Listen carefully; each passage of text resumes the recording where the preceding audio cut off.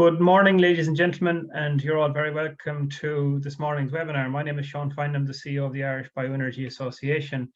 We're delighted to welcome you all back to our webinar series after the summer break. This morning we're hosting webinar number 34 in our series, which is launching our fact sheet series. So very briefly, just a small intro to the Irish Bioenergy Association. So we were established in 1999. We're the representative body for the Irish bioenergy industry on the island of Ireland. And we cover the sectors of biomass, biogas, biofuels, biochar, wood fuel and energy crops.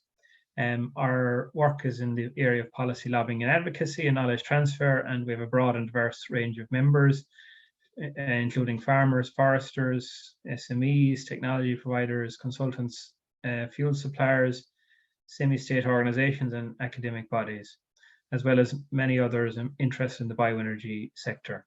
We also roll out a number of research and development projects, and further information is available on our website, www.irbea.org. If you are interested in becoming a member, if you're not already involved in the membership, we'd be happy to discuss that further with you, and feel free to get in touch. Just a very brief reminder that our next webinar, which is webinar number 35, will take place on the 14th of September from 9:30 to 10:30. Our guest speaker will be from Shamrock Renewable Products Limited.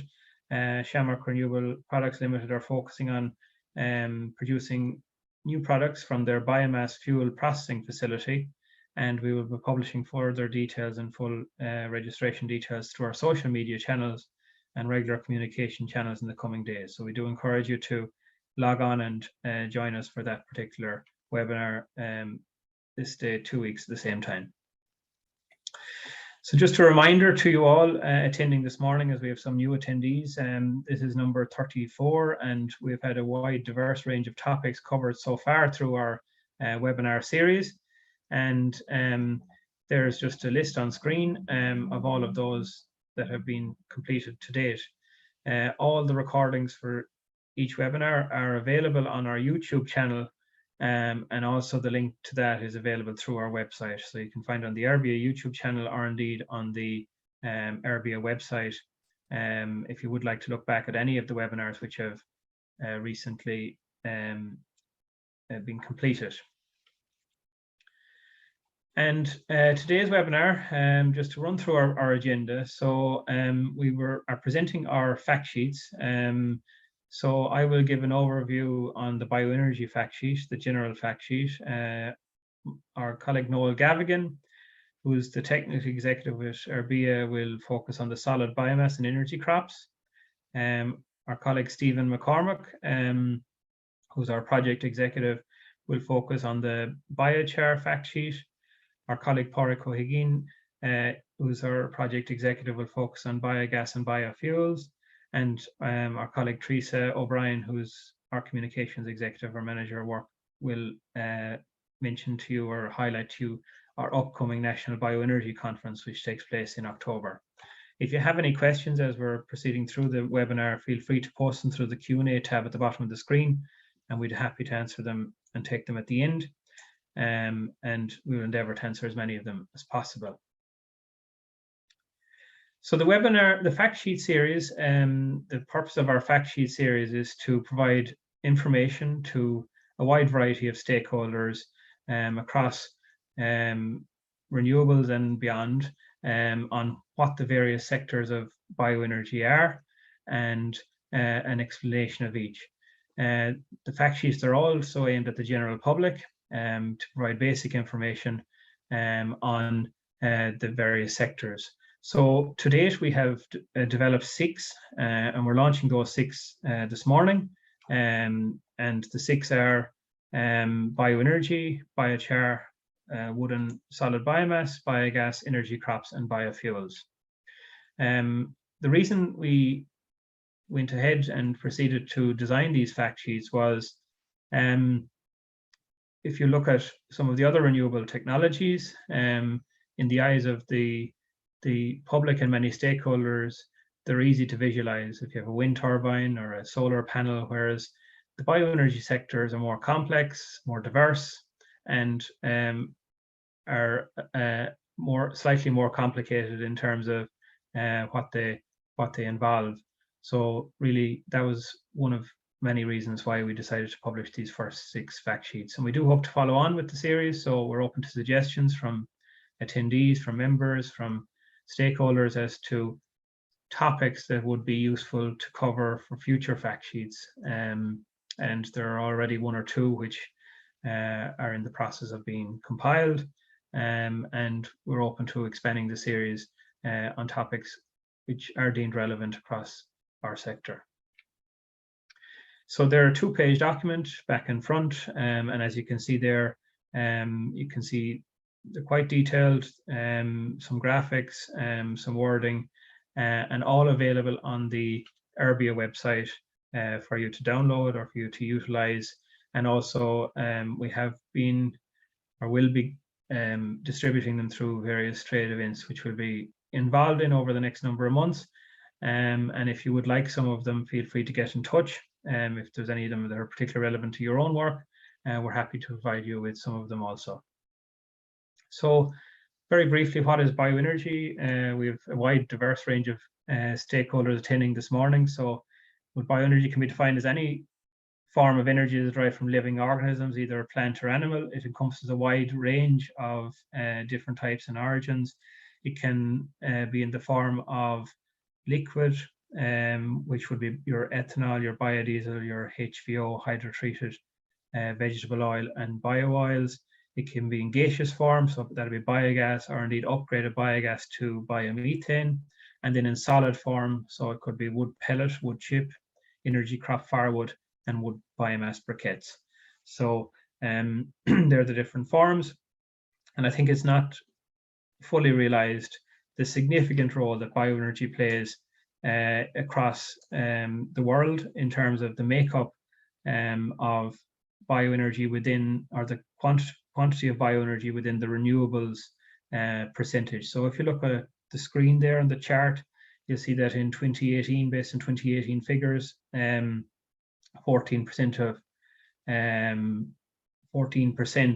of all energy was renewable. And of that 14%, then you can see the breakdown. So 67.2% was bioenergy, 18.3% was hydroenergy, hydropower, wind made up 5.5%, solar 4.3%, and geothermal 4.7%. And if we listen to the discourse and the narrative and the communications at an Irish level, you would be led to believe that it's all about wind and solar, and indeed there are policies that support those sectors, but across the world, across Europe and across the world, bioenergy is a significant contributor within the renewables percentage, with 2/3 of it being bioenergy. Obviously, bioenergy has a strong role in terms of decarbonisation, lots of potential across many different sectors, so across electricity, across heat, and in transport. Bioenergy can be used in all of those sectors to reduce emissions. There are many benefits of bioenergy. We would always say that it locally grown, locally processed, locally produced, and locally used is, so local supply chains are important in terms of reducing the costs. However, bioenergy can be transmitted through grid networks and others to reach a broader user base, but there are many benefits. And so energy security, dispatchable power, meaning continuous generation, to complement some of the intermittent renewable energy sources, using indigenous resources. It is a predominantly land-based activity, so providing alternatives to landowners, providing alternatives to farmers, driving the rural jobs agenda, but also economic growth across many aspects of our economy, but also improving our energy independence and our energy security, and making us less dependent on fossil fuels.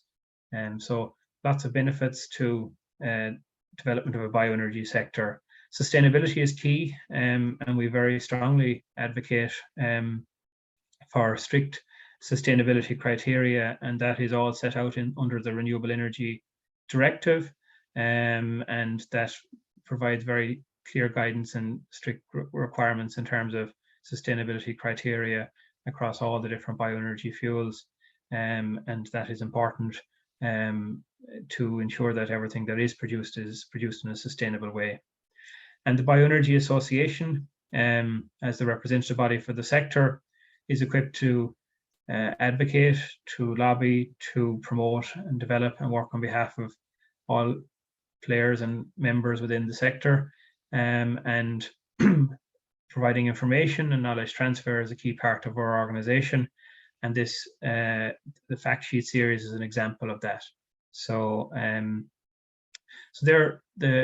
that's the basic introduction to the first fact sheet, which is the bioenergy fact sheet and overview. So I'm going to now move on and invite my colleague Noel Gavigan to turn on your camera, Noel, and to take us through the next, the wood and solid biomass fact sheet, but also the energy crop one. So over to you, Noel. Okay, thanks very much, Sean.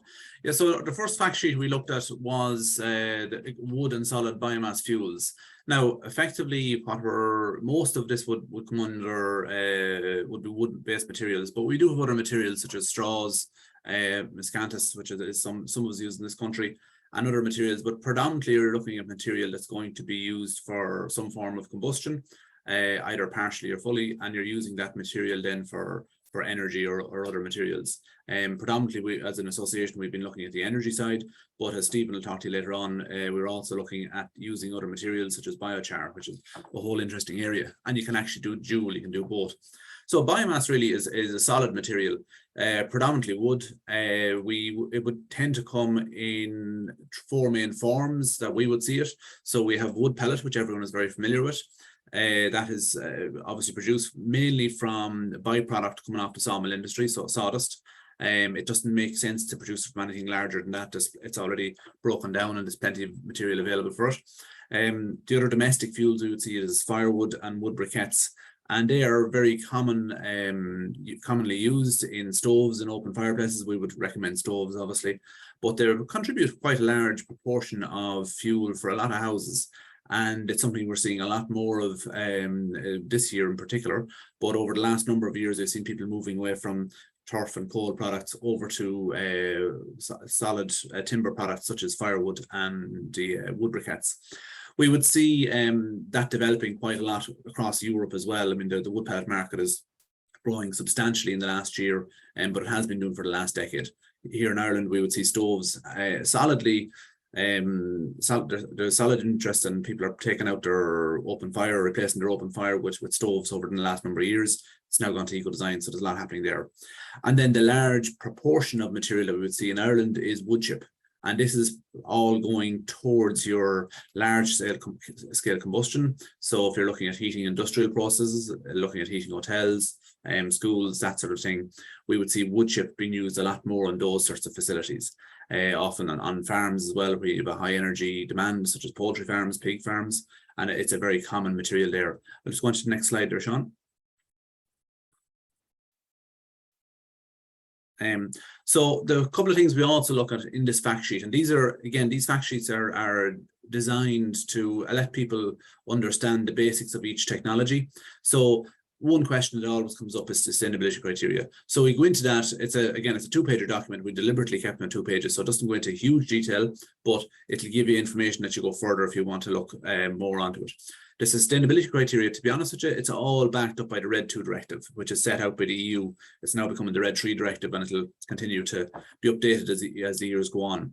It's a very robust document. It's very robust procedures in looking at how we determine whether something is sustainably sourced or not.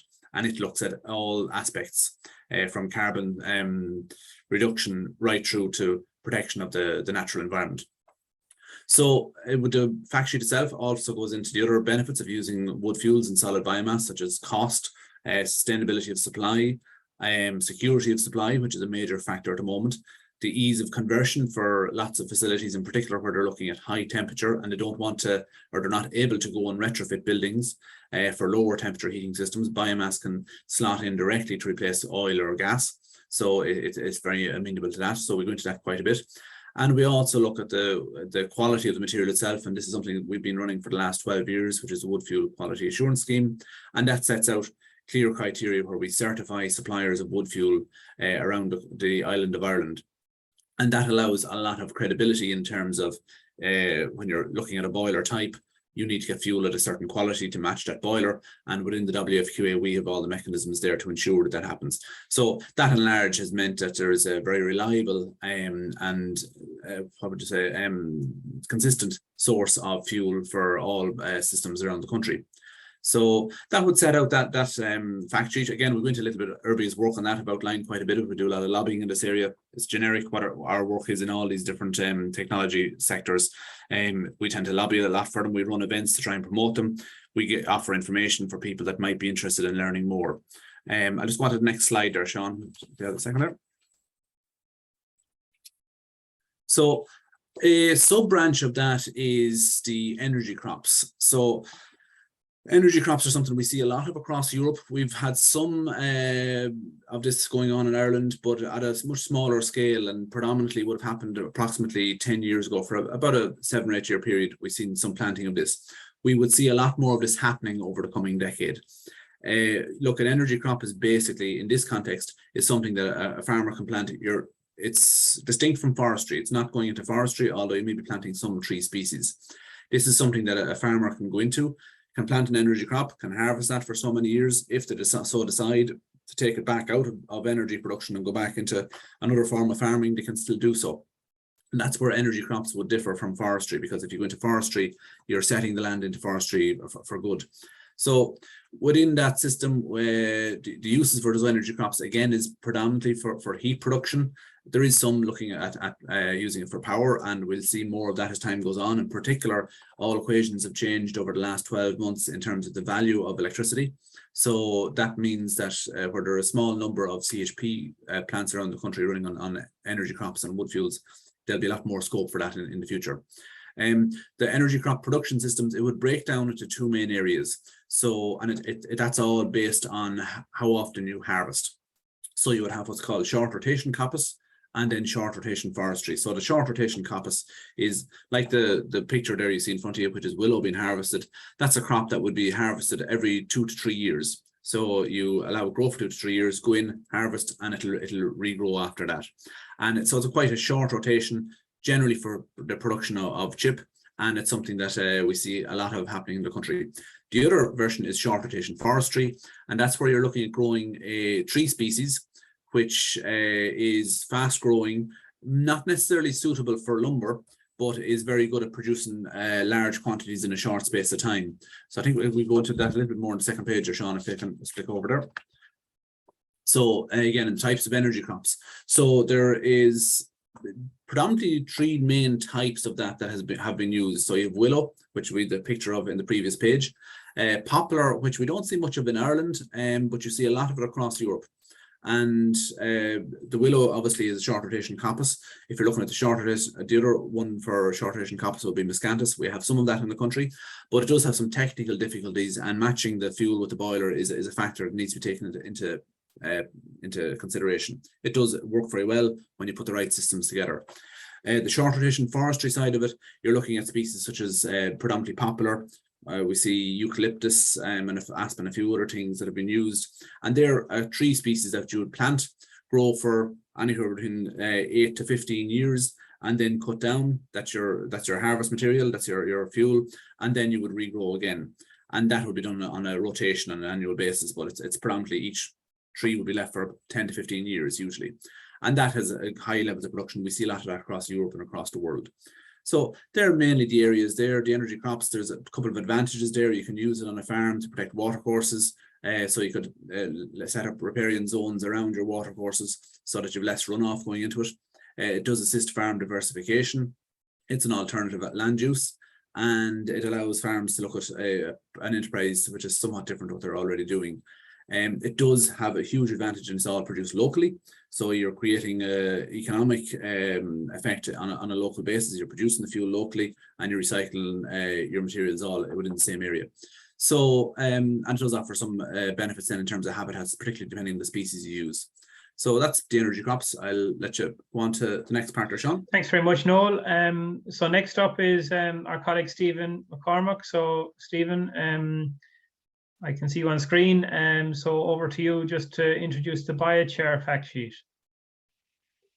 Okay, thanks, Sean. So I'll talk a little bit about our biochar fact sheet. Now, biochar might be a familiar word to many. The truth is, the vast majority of the public are unaware of what the material is, where it comes from, or what it can be used for.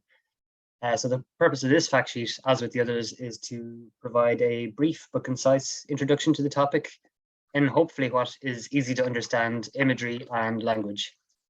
Now, if you were to do a web search on biochar, it'll return thousands upon thousands of results. And in particular, there's an increasing body of scientific research into its various different uses. But begin with the basics. So the fact sheet sets out that in essence, biochar tends to be a black, solid, high carbon content material, one that has been made through the process which is often called as pyrolysis. And that involves heating any type of biomass in the absence of air, typically inside sealed reactor vessels or kilns. Now, it's similar to charcoal, except with charcoal, charcoal is sort of made for the purpose of burning, whereas biochar is done for reasons alternative to burning, so not burning it. It can be made from a wide variety of feedstocks, so everything from fruit and olive stones, various different woody biomass fractions, grassy fibrous material, sludges, manures, basically any biomass stream, whether it's terrestrial or aquatic, can be processed into biochar if you give it the right technology, parameters, and processing conditions. Now, the type of feedstock and the processing conditions will ultimately determine the types and quality of biochar produced, and then different types of biochars can be best suited for different applications. Now, biochar tends to be porous with a large surface area, and this is one of the key properties that enables it to be a highly effective adsorbent. So what does that actually mean in practice? Well, it means that biochar is seen use as a soil amendment.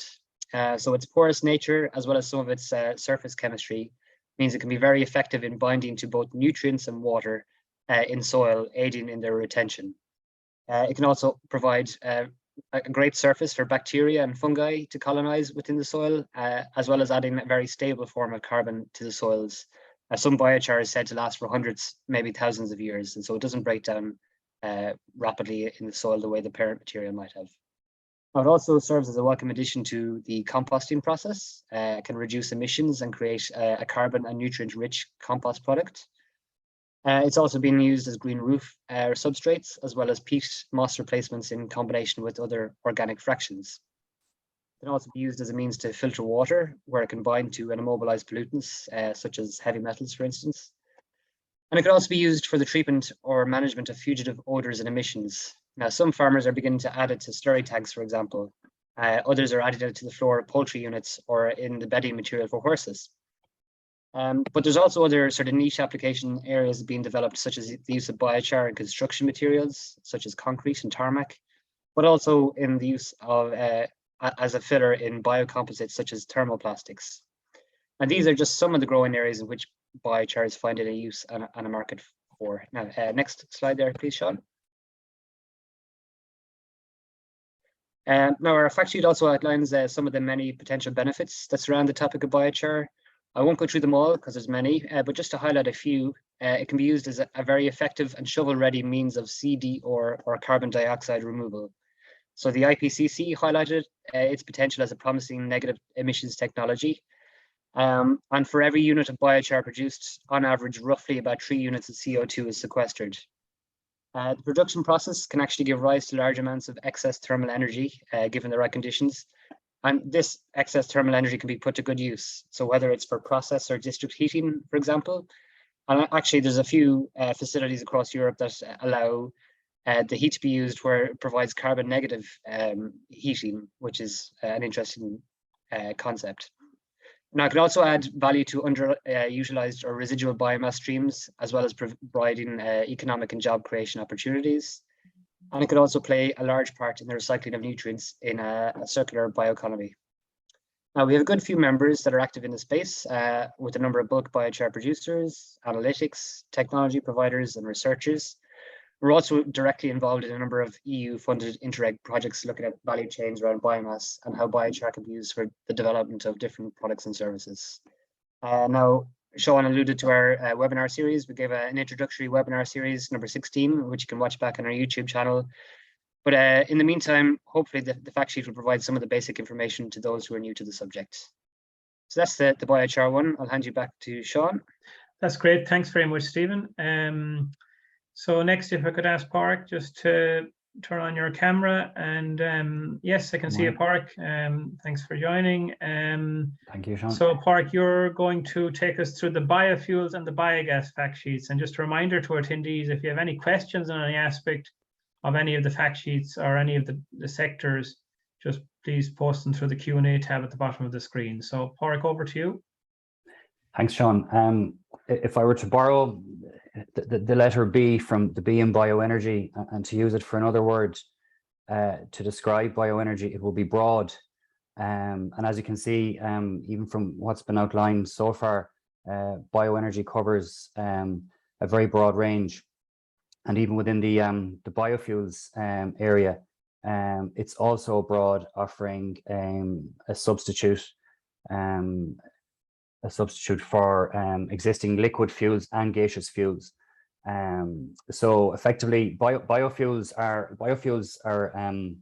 I suppose a bioenergy way of mimicking existing fossil fuels and can replace them. In fact, anyone driving any vehicle on the road at the moment in Ireland has some blend of either ethanol in your petrol, or sometimes described as bioethanol, as you can see on the slide. And there's also a blend of diesel in the biodiesel in anyone's car, which is a diesel engine. In terms of the gaseous side, we've also seen in Ireland introduction of biomethane into the grid, and there's a number of people who are early movers, a number of hauliers who are early movers in terms of using biomethane as the gaseous option as a replacement for diesel for larger vehicles. So essentially, biofuels are liquid or gaseous fuels used for transport. They can be used in road, rail, marine, and aviation. So as outlined by Sean at the start, in terms of bioenergy generally or broadly, biofuels are derived from organic matter or biomass resources, not from fossil resources. In terms of the main types, I've gone through there as the fact sheet does, and effectively the fact sheet, as Noel and Stephen have outlined, the fact sheet is, I suppose, it's an information entry point for a broad range of audiences to bioenergy and then to the different types of bioenergy. So we would have heard more, I suppose, discussion of anaerobic digestion in the last few weeks in the context of our various climate action, particularly the agricultural climate action targets. So that's certainly one area. So in terms of how this is useful as well, as the fact sheet is also useful to anyone working in the area who needs to engage with a broad audience. So it's useful for a broad audience in terms of an entry point, but also for any members who are looking to engage with, I suppose, potential customers, potential business, or if they're engaging with people in the public sector as well.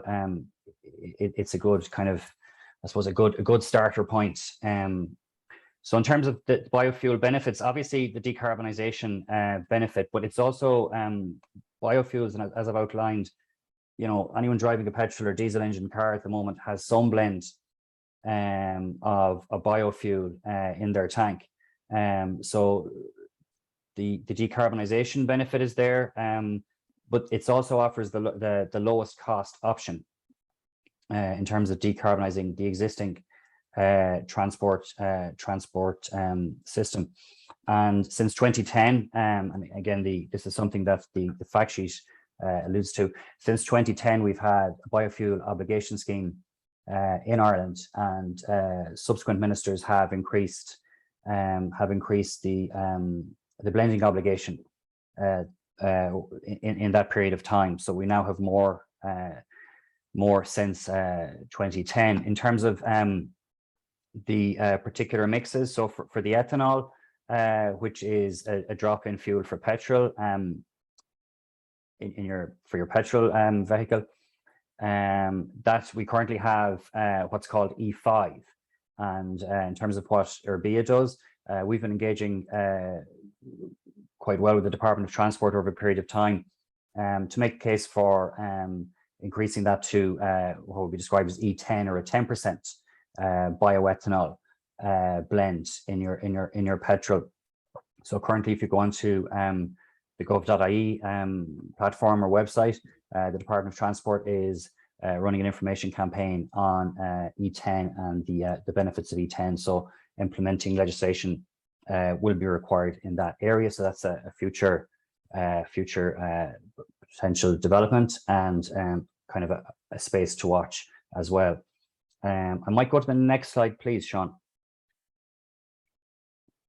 So then in terms of, as I said, bioenergy itself is broad, but even the area of biofuels within that, but the liquid fuels, so that the bioenergy replacements for your fossil-based liquid fuels, or your gas form or gaseous form fuels within that, biogas then is one of that broad area. So essentially, biogas, as I say, anaerobic digestion, which is the process used to derive biogas, to recover biogas from organic resources. That's been in public debate over the last number of weeks. And in fact, it was interesting at a recent event to note, especially in the kind of post-COVID lockdowns era, as we're kind of starting to get out on the ground to more broader audience events. It was interesting to note at a recent event that the number of people who would have come from mixed sectors, people from farming, people from industry, technical people who would have come over to our stand, and the conversation about biogas was a very detailed, very technical, very informed one.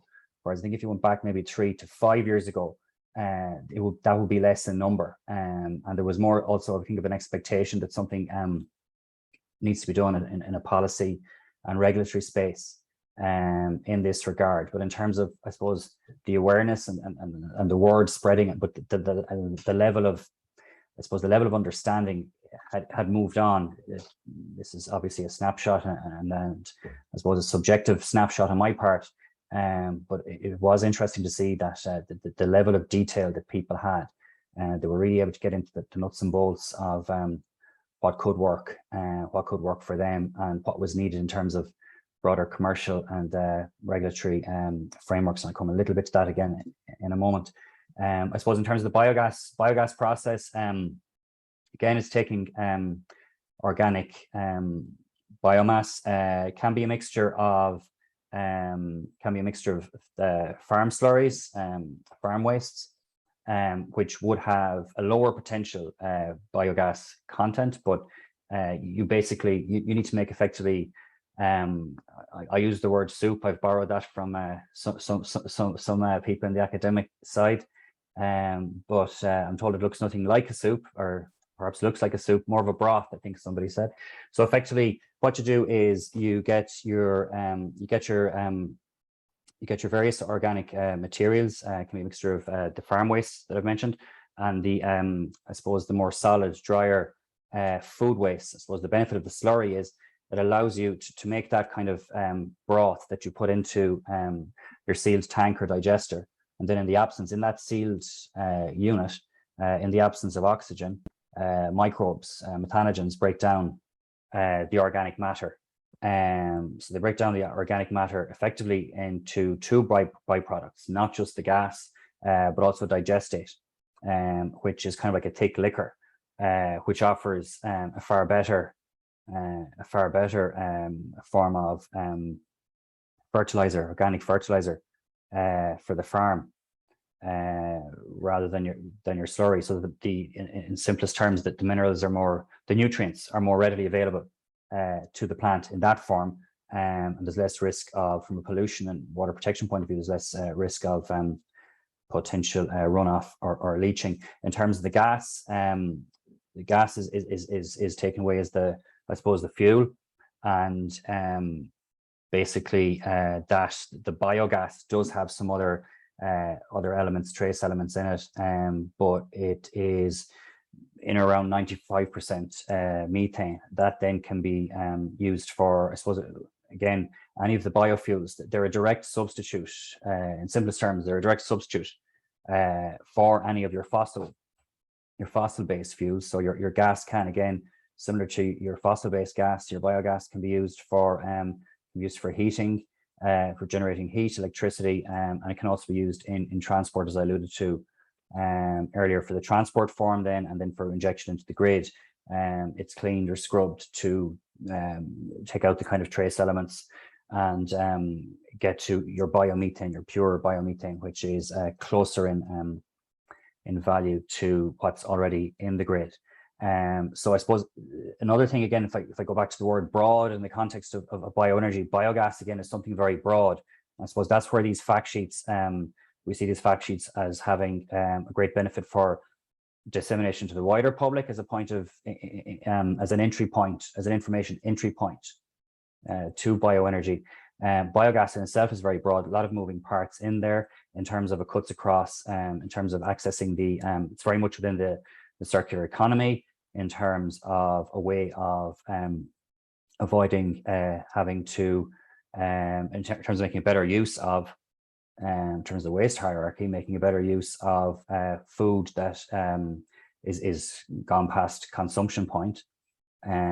So that gives there's a higher energy value in that kind of material. Also deals with the farm slurries to a great extent, offers an enterprise opportunity in terms of the organic, the fertilizer side of it, in terms of replacing imported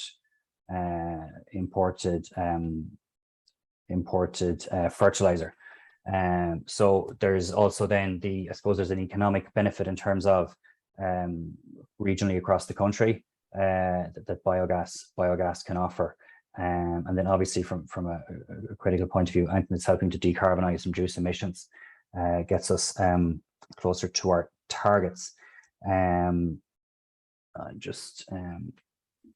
Yes, thanks, Sean. Just moving to the last one then. And I've mentioned, I suppose, biogas in particular, similar to any of the bioenergy fuels in terms of storage.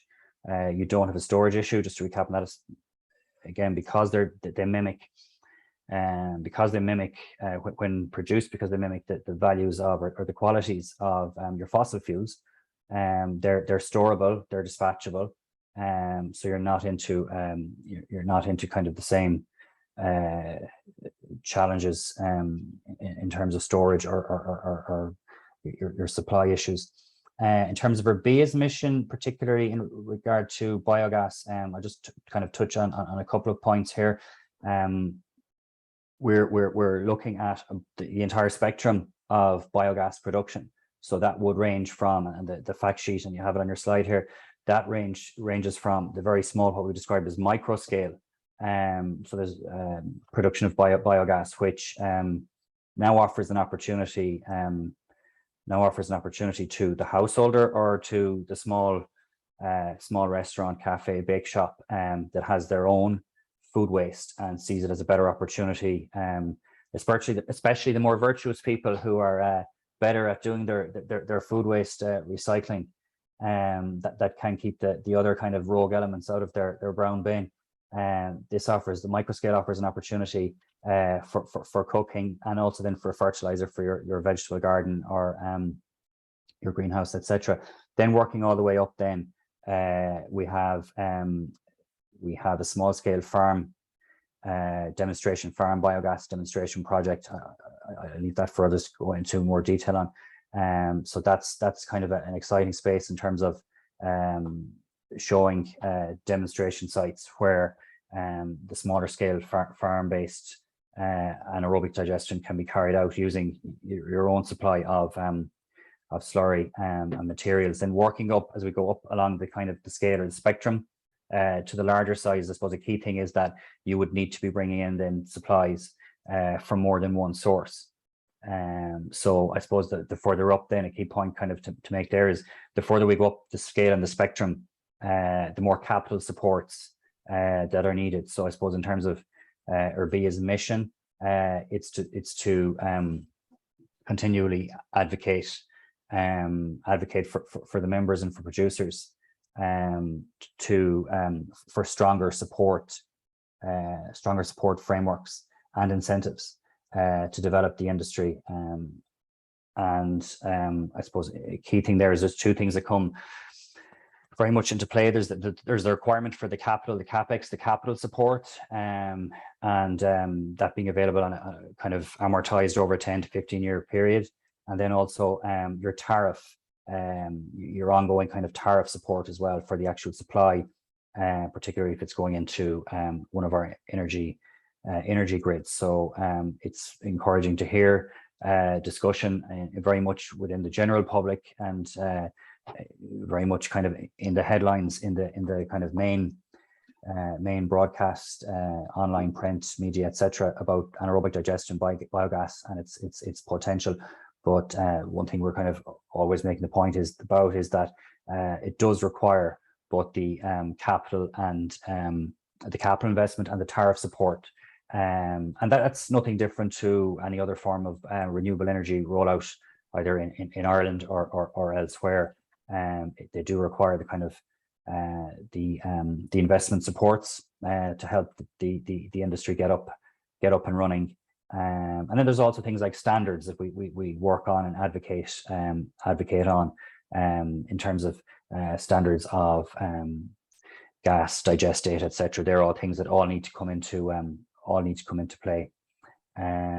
So I suppose the big thing is possibly capitalizing on the current live debate of anaerobic digestion and biogas that's taken place over the later weeks of the summer, and kind of building on that momentum, then going into a budgetary process, an earlier budget this year in late September, or end of next month now, and building on that momentum so that we kind of have delivery on the ambition that's in the climate action plan, and beyond 2030 as well. So I suppose in summary, bioenergy, very much a broad area, as especially the members on viewing and engaging here will know, and also the practitioners in the area. But the sheets then offer that kind of information access point. They're deliberately 2-pagers. They're designed for people that either don't have a lot of time to read a lot of material and need the headlines presented quickly, but also for people who are kind of coming to the sector for the first time, with a curiosity or a need to access information and start finding a starting point in terms of, okay, who to ask the next question of and where to get further information. So the biofuels one, as I've outlined, biofuels being a broad area, just to recap, kind of a space to watch is very much around the ethanol and the potential for the move from E5 5% blend of ethanol as a drop-in fuel in your petrol to your E10. And I think I'm conscious of the clock, Sean, so I might just wrap it on that. So okay, thanks very much, Warwick. That's great. Thank you.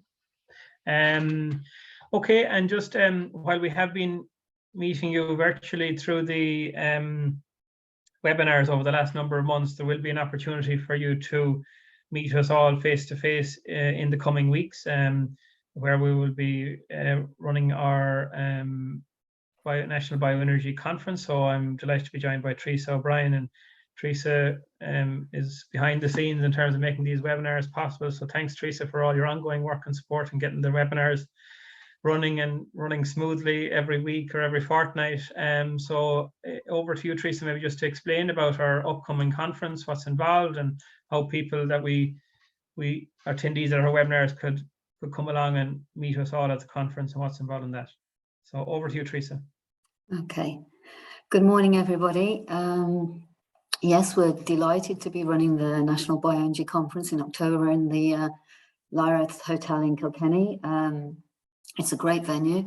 It's always been one of the key events in Ireland for people in the bioenergy and biogas sector to come together.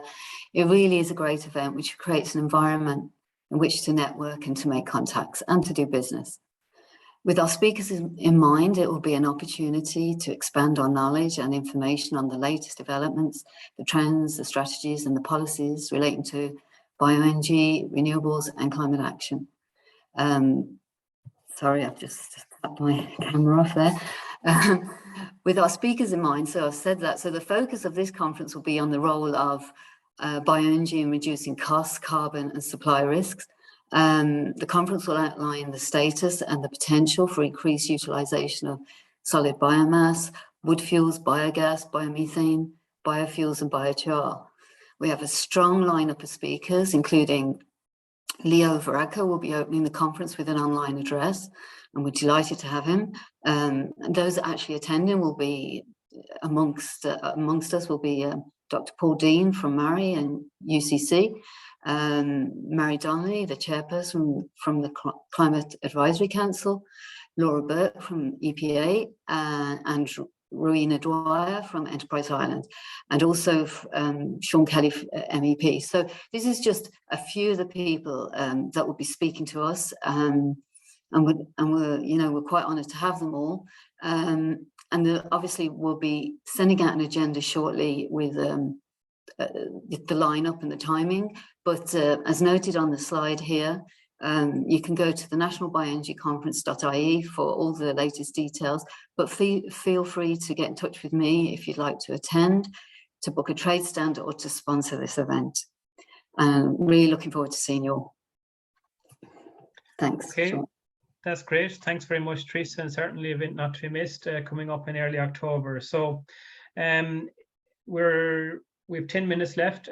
So a number of questions arising from our fact sheet. So if I could ask everyone to turn on their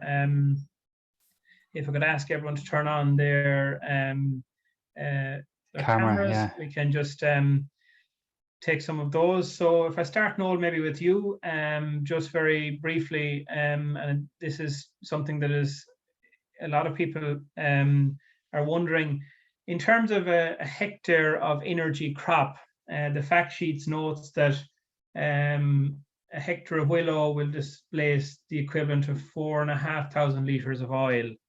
And I think Miscanthus was 4,100 litres of oil. So that's significant. So do you want to just expand on that, Noel, considering the current challenges associated with the price of all of the fossil-based alternatives, and then what opportunities that presents in terms of further development of the energy crop sector?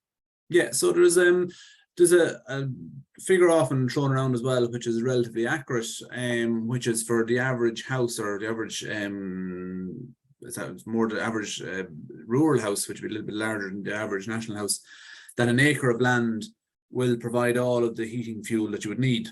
You know, so if you put that on a rotation, that say you're cutting 1/8 of it every year, you would have sufficient timber coming out all the time to heat your house entirely. So that's a figure that's often thrown out, and obviously, given the price of home heating oil now, it's suddenly something that's got quite a lot of value to it. So if you consider the house at that scale is probably burning at this stage upwards of €2,500 worth of oil, then suddenly the value of that hectare, or that acre, should I say, is that much more. So there's different figures for different species of trees, and obviously you have some differences depending on the land type as well. But generally the ones that produce the higher volumes would be eucalyptus, poplar, willow, and they would have the larger production types, but they wouldn't be necessarily suitable as a lumber product. So therefore they're more for energy and fibre. Okay, next question, Noel.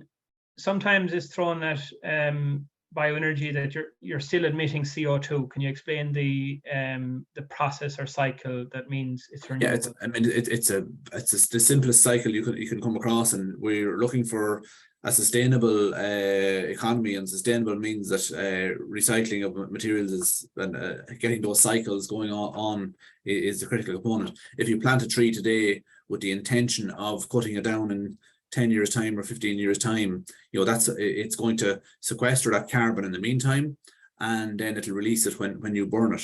But it will continue that cycle as you're continually growing more material. That carbon keeps being And no, just on that then, for wood fuels, question there. It's thinning material, it's residues. Can you explain the difference, that you're not cutting down full trees that just take it away from timber production? What do you use? It's proper forest management. So what you do is, when you plant a forest, you plant the trees very close together, and it encourages them to grow straight. And that means that you've got straight timber coming out for construction. We want straight timber. But when you get to anywhere between the 12 to 15 year stage, you will look at taking out a certain number of the weaker trees, and that will allow the stronger trees grow on and give you your final crop. So that material, when you're doing your first tillings and your second tillings, is available for other uses. Some of it is good for energy, some of it is good for stake wood and pallet wood, and lower uses within the sawmill. Okay. But last question for you, Noel, and then over to Stephen. On the queries we have, air quality, can you just comment on the aspect associated with solid biomass and air quality and moisture content and how that's all related? Yeah, it's critical that your firewood, in particular for domestic appliances, is dry. It should be under 25% or under 20. That reduces the particulate emissions dramatically. You will always have a certain level of particulates, but it's down to a very safe level when you have the material properly dried. In industrial appliances and wood pellet appliances, they have a lot of additional controls there for ensuring that you're not causing an issue in terms of particulates. Particulates tends to be the issue in terms of, that's your smoke, fancy name of smoke. But replacing wetter fuels, like, wet firewood is very bad in terms of particulates. So you need to be ensuring that you're using the right fuel and the right appliance, basically. Okay. Question for you, Stephen. Can you explain the difference in combustion? Like people would be used to if you combust something and if you pyrolyze something, you get biochar from pyrolysis. Can you just explain the difference for people attending today? Query there. What's the difference in combustion and pyrolysis? So certainly, so with pyrolysis, the biomass is loaded inside a vessel, and it's actually heated from the outside. So it's not directly heated by flame, and so it doesn't actually go on fire. It doesn't actually combust, but it actually chars instead. Now, when you apply heat to a biomass, and assuming that the conditions are right, it'll give off flammable products in the form of a syngas, which is combustible, and also a bio-oil, which is also combustible. Now, these tend to be burned off, and they can be redirected to the outside of the reactor vessel to sustain the reaction. And so there's actually quite a large amount of usable thermal energy given off in the process. But in essence, what happens is that you're left with a charcoal-like material at the end, which is essentially anywhere between 60, 70, 80, 90% fixed stable form of carbon. So you're left with two different fractions. You're left with the thermal energy fraction, which is usable, and then you're also left with a solid carbon fraction, which doesn't break down in the same way that the parent material would. So yeah, two different processes, and you never actually put fire to the biochar itself. Okay, just a query, Stephen. That biochar is noted by the Ipcc as being a carbon negative technology. Can you just explain that for our attendees this morning, please? So the process of turning sort of recently produced biomass into a stable form of carbon means that carbon is in effect, it's locked up. So an example would be, you might take 3 tons of wood chip to produce on average maybe 1 ton of biochar, but that 1 ton of biochar is equivalent to 3 tons of CO2 sequestered. So if you think of all the waste or underutilized wood resources that we have access to, if you were to convert some of that material to biochar, it locks that carbon up for a period of hundreds, if not thousands of years. It doesn't break down by microbial action. So in essence, you're creating a carbon sink by producing a stable form of carbon that you can then go on and use in environmental or agricultural applications, and it stays sequestered. So as long as you don't set fire to it, it stays sequestered for at least 100, if not longer, thousands of years. Okay, thanks very much. Just in terms of the process. Thanks, John. Sorry, just in terms of the process there, just very briefly, I suppose key thing Stephen is outlining in terms of the pyrolysis, the key thing is the absence of oxygen, and it's the same then in the biogas. Actually, just by coincidence, it's in terms of the process, you carry out the process in the absence of oxygen. They're again sealed. I suppose oxygen is critical to combustion, so that's a kind of a okay. All right, just a question there. Maybe to broaden out, while you mentioned the various different biofuel options, and obviously you have the liquid and your gaseous. Just can you mention about and elaborate maybe on the potential for biohydrogen or hydrogen from biomass sources, or green hydrogen, I think is this called. So just if you wanted to elaborate on that, just query on that. Yeah, I suppose just to kind of highlight it really that it is a potential. It's another potential option. There's a lot of discussion of green hydrogen as well as anaerobic digestion, particularly in the last, I suppose, 1.5 to 2 years.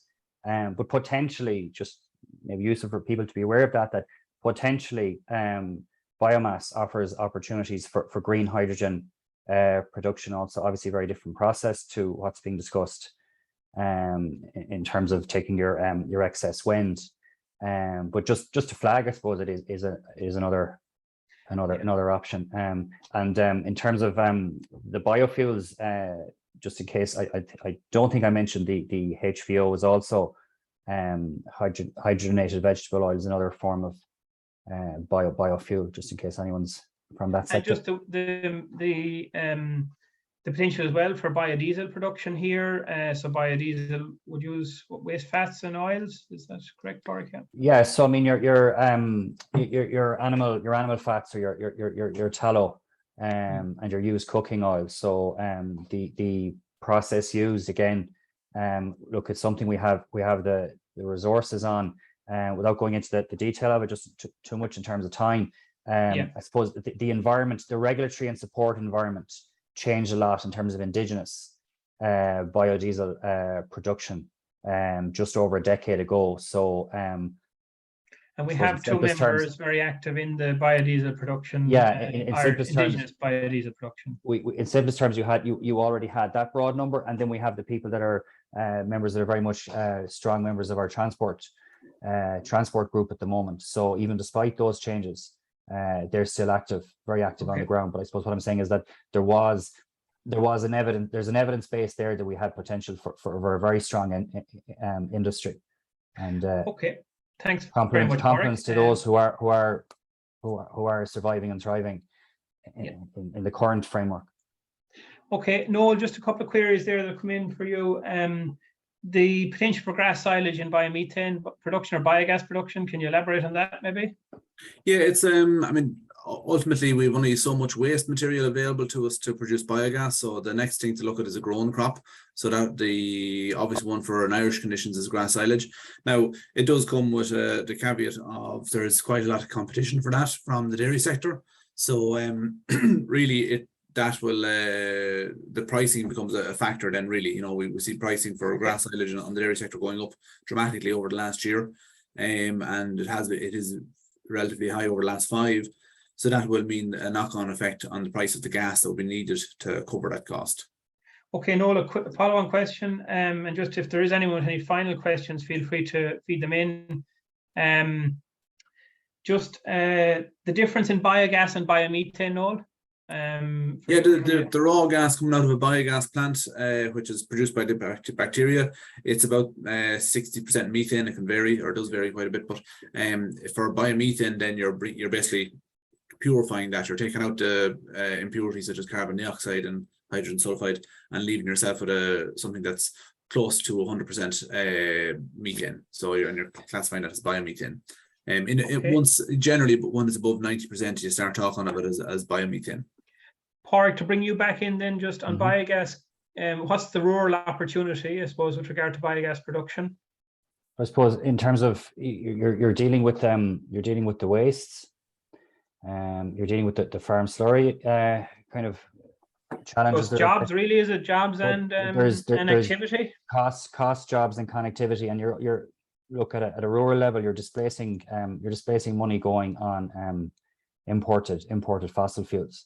But I suppose they're we're looking to do it at different scales, and there's a different opportunity for different sized farms and different types of farms. And then obviously the bigger you go up the scale, the more you need to kind of engage with industry partners. Okay, a second last question there. Just can we comment on the persistent lack of policies and pricing support for the decarbonisation of agriculture? So is there hopes that this will be addressed in the upcoming budget? So I suppose just to very briefly elaborate, thanks for the question. We will be publishing our pre-budget submission in the coming weeks. Our pre-budget submission very clearly calls for supports for biogas industry, biomethane industry, and indeed a number of other measures like energy crop supports that will all contribute and help the decarbonisation of agriculture. So we would hope that some of those will be addressed in the upcoming budget, and we continue to work on that effort. And a question, Noel, for you, a final question, because we're out of time.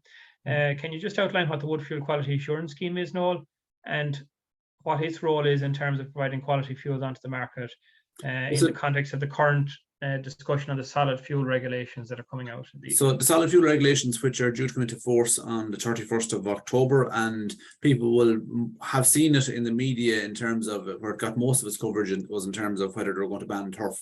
But it does ban the use of bituminous coal, and it also bans the use of wet firewood. So it's a standard at which we've been calling for several years, that firewood should be regulated, and that solid fuels should be regulated at this level, that there is a requirement for proper quality material. And so the requirement in that is under 25%, which we'd called for, and it'll move to under 20% after a number of years.